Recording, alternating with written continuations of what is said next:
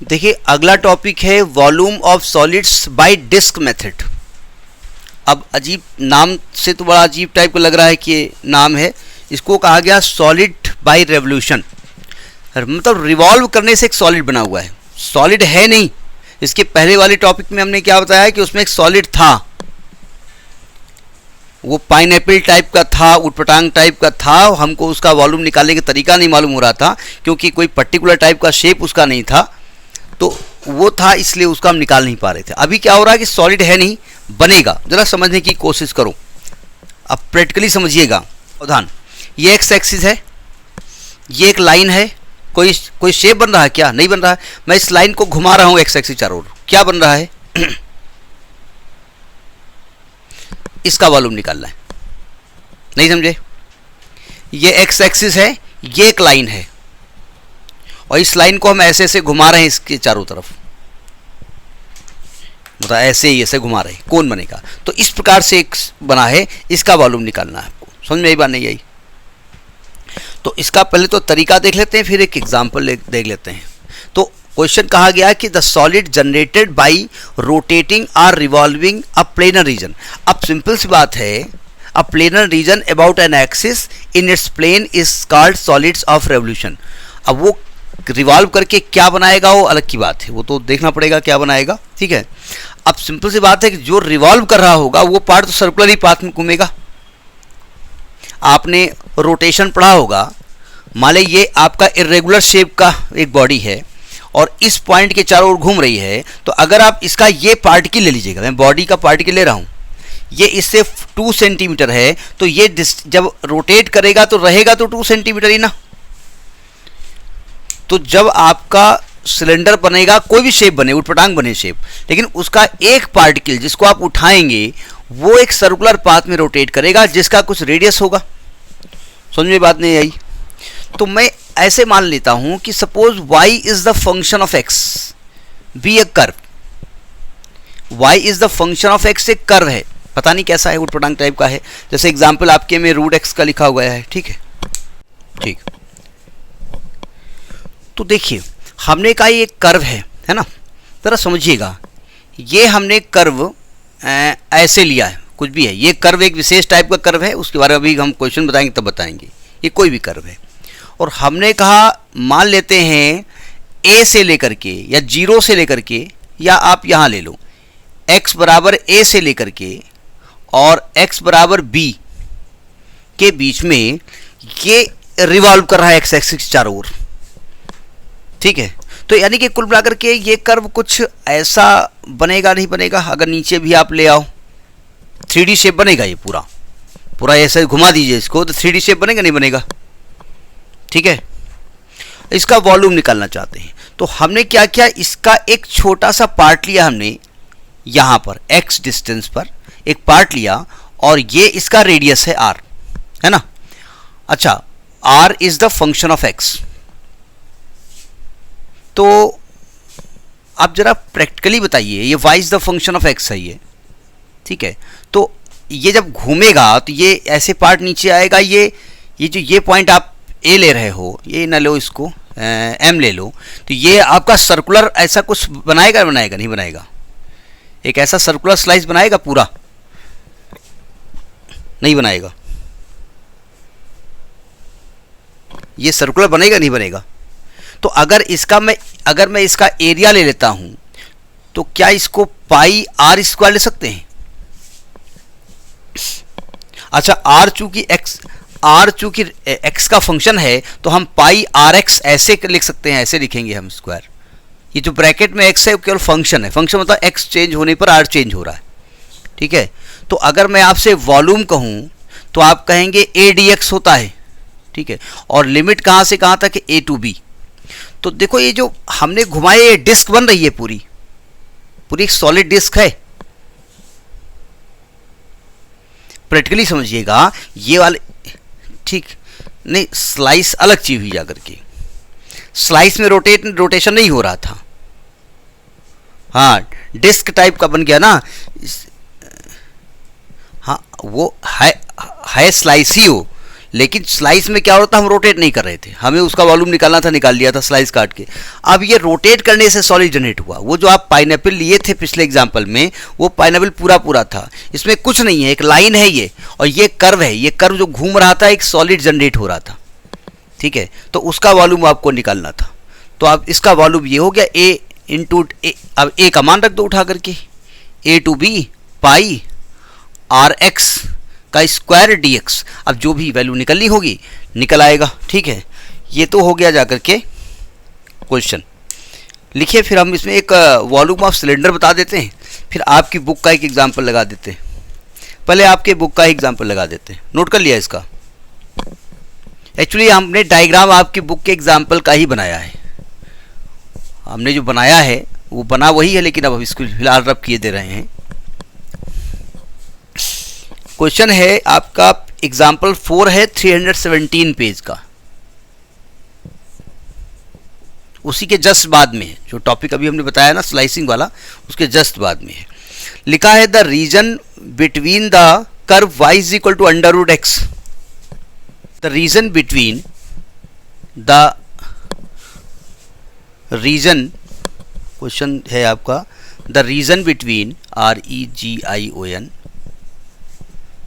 Between y बराबर under root x between the curve y बराबर under root x and 0 is less or equal to x is less or equal to 4 and the x axis is revolved about x axis is revolved about x axis to generate a solid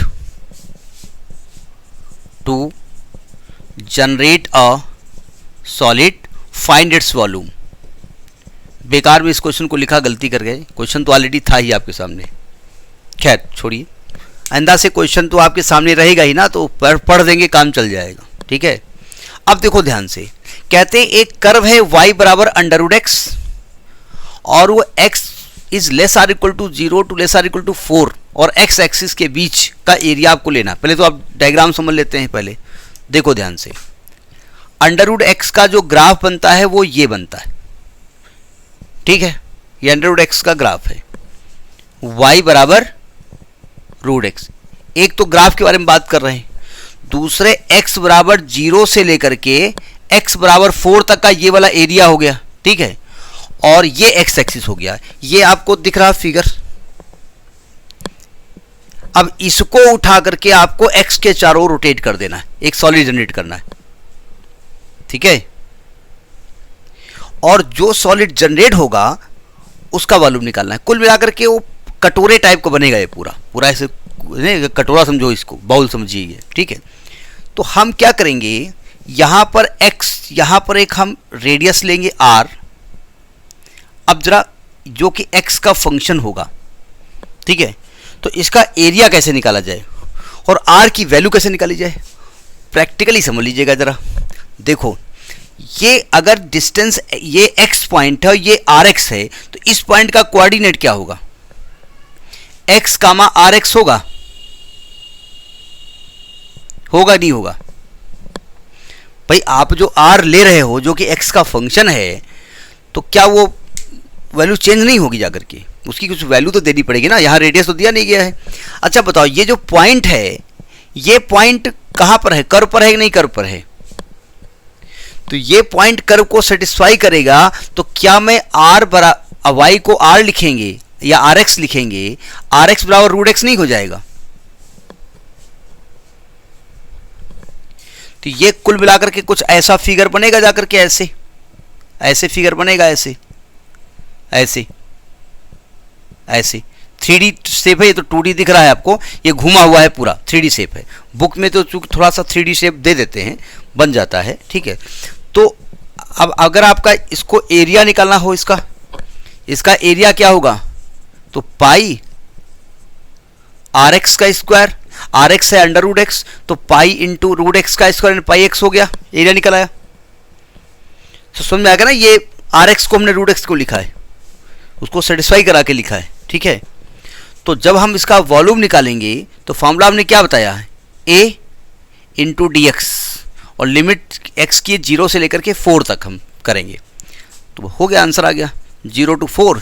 ए निकला है पाई x D x, पाई x का हो जाएगा x square by 2, limit 0 to 4 pi by 2, ये होगा 16, यानी कि 8 पाई unit cube. चूँकि सेंटीमीटर और मीटर ऐसा कुछ दिया नहीं गया है, इसलिए मैं इसका यूनिट क्यूब लिख सकता हूँ, ठीक है। अच्छा, जो कर्व आपका घूमता है ना, उसको कहते हैं, ये जो आपका लिखा है इसको कहते हैं equation of generator, equation of generator, ये इक्वेशन ऑफ जनरेटर कहलाता है, ठीक है। अब अगर एक, चलिए करिए इसको, हो गया।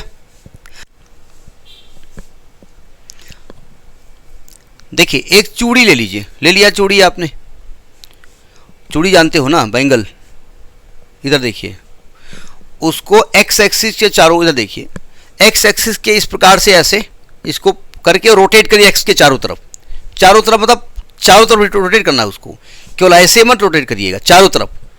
तो किसी भी सर्कल के किसी एक्सिस के चारों ओर रोटेट करने से जो बनता है वो क्या बनता है, वो स्फीयर बनता है। अगर आप प्रैक्टिकली समझिएगा, आप एक बॉल ले लीजिए, फुटबॉल ले लीजिएगा, उसमें हर डायरेक्शन बहुत सारे सर्कल काट सकते हैं आप, चाहे जहां से काटना शुरू कर दो आप, ठीक है। तो क्वेश्चन लिखिए जरा, आपका एग्जाम्पल नंबर 5 है। क्वेश्चन आप पढ़ रहे हैं, क्वेश्चन आपके सामने है, लिखा the circle x square plus y square is equal to a square is rotated about the x axis to generate a sphere, find its volume. देखो इसमें 1 रोटेशन या 10 रोटेशन से मतलब नहीं होता है, रोटेशन करने से एक सॉलिड जनरेट होगा, तो उसको कंप्लीट रोटेट करना पड़ेगा, ठीक है। अब जरा समझिएगा, तो आपका रोटेट क्या हो रहा है, सर्कल, तो जो रोटेट हो रहा है वो है equation of generator off sphere, sphere को जनरेट करने वाला, यानी वो क्या है, इक्वेशन ऑफ जनरेटर, नहीं समझे, of sphere. X square plus y square is equal to a square, इस सर्कल को पहचानते हैं आप, ये एक्चुअली सर्कल है जिसका रेडियस ए है और सेंटर 0 0 है, यानी कुल मिलाकर के कुछ ऐसा सर्कल है। फिलहाल हम बना तो ऐसे रहे हैं, लेकिन बनेगा वो थोड़ा सा इस शेप में, ऐसे बनेगा, ये सर्कल ऐसे बनेगा जैसे एक्सिस दिखाई पड़े ऐसे, ठीक है। फिलहाल हम ऐसे बना देते हैं, वो केवल थोड़ा सा साफ दिखने के लिए। और ये इसका एक्स एक्सिस है, ये वाई एक्सिस है, ये 0 0 है, ये सेंटर, ये रेडियस a, 0 है, इस पॉइंट का कोऑर्डिनेट -a, 0 है। अब देखो यहां पर जो y निकाला जाए वो यही निकलेगा आपका, भाई देखो सिंपल सी बात है। अब आप कहीं किसी पॉइंट पे आपने या r लिखला है, तो उस पॉइंट के कोऑर्डिनेट को जब यहां सेटिस्फाई करोगे ना, तो यही आने वाला है ना, y तो यही से निकल आएगा, यानी आपका यहां से y की वैल्यू यही से निकल आएगी, under root a square minus x square, y यहीं से निकलने वाला है। समझ में ये बात नहीं आई, ठीक है। तो अब आप भाई ये आप जनरल पॉइंट मानोगे x का मा y, तो यही रेडियस r होता है, यही तो y होता है भाई। आप कोई भी रेडियस ले रहे हो तो r ही होगा आपका, तो यहां से y निकाल लो। तो आपका वॉल्यूम का फॉर्मूला क्या हो जाएगा, integral pi y square d x, r square यहां पर वाई स्क्वायर है, और वैसे pi y square d x ही फॉर्मूला होता है, फार्मूला भी यही होता है pi y square d x. अब आपको ध्यान से देखिएगा, हमने जो इसके पहले वाला एग्जांपल लिया था, यहां पर y की वैल्यू ही हमने r लिखी है, तो y ही होता है वो पाई वाई स्क्वायर डी एक्स, ठीक है। अब देखो, अच्छा लिमिट क्या लिखें, अगर आप यहां से यहां तक लिमिट लेते हो तो इतना पार्ट केवल सॉलिड जनरेट करेगा, और यहां से यहां तक लेते हो तो पूरा स्फीयर जनरेट करेगा, नहीं करेगा। अगर आपने इतना पार्ट किया तो इतना जनरेट करेगा ना, इतना, ये वाला जो पार्ट है कटोरा ये, तो यानी -a से लेकर के a तक आप लेंगे। अगर आप 0 से a ले रहे हैं तो डबल करना पड़ेगा इसको, ठीक है। तो जब लिमिट रखोगे माइनस ए टू ए पाई, और वाई स्क्वायर की वैल्यू क्या है a square minus x square d x, pi बाहर कर दो, ए स्क्वायर का इंटीग्रल ए स्क्वायर एक्स और एक्स स्क्वायर का x cube by 3, limit minus a to a. मैं डायग्राम रब करता हूँ, लिमिट रख करके जरा इसको कैलकुलेट करता हूँ।